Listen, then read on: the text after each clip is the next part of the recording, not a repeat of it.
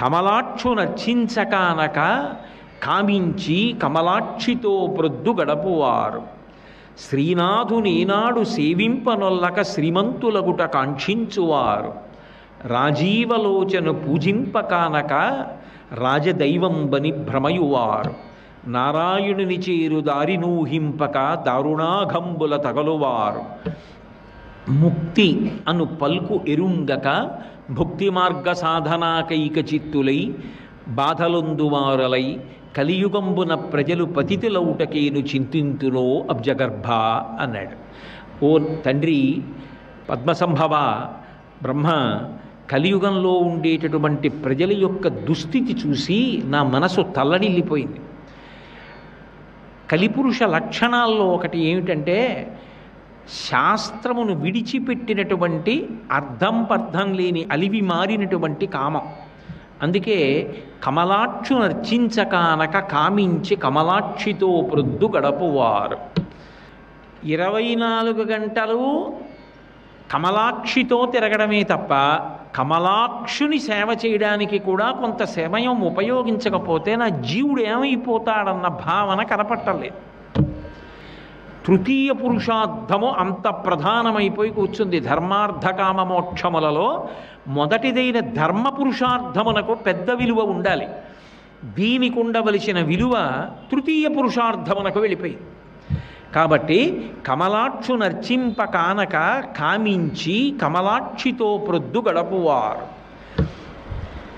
శ్రీనాథునేనాడు శ్రీవింపనొల్లక శ్రీమంతులగుట కాంక్షించువారు. శ్రీనాథుడు అంటే లక్ష్మీపతి, శ్రీహప్పతి, శ్రీమన్నారాయణుడు. ఆయన పూజ చేస్తే ఆవిడొస్తుంది.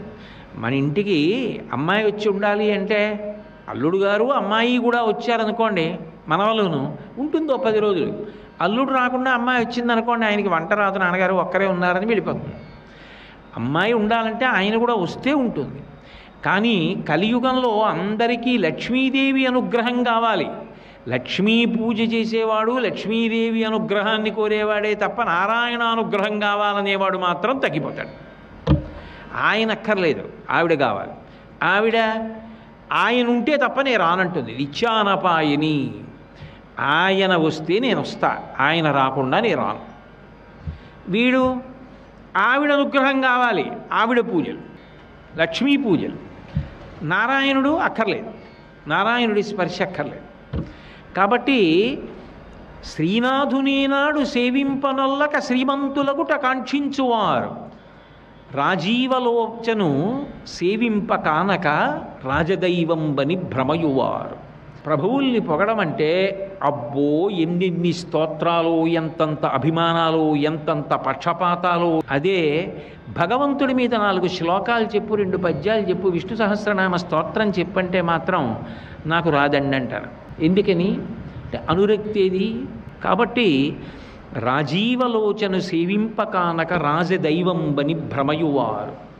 నారాయణుని చేరు దారి నూహింపక దారుణాఘంబుల తగలువారు. మిగిలిన ఏ ప్రాణి కూడా భగవంతుణ్ణి చేరుకోగలగడానికి ఉద్యమించలేదు.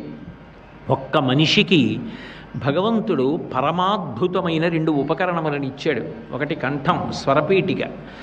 ఆ కంఠంతో భగవన్నామాన్ని చెప్పుకుని తరించవచ్చు. బుద్ధినిచ్చాడు. ఆ బుద్ధితో గురువుగారిని శాస్త్రాన్ని పట్టుకుని తరించిపోవచ్చు. సర్వం శ్రీ ఉమామహేశ్వర పరబ్రహ్మార్పణమస్తు. స్వస్తి.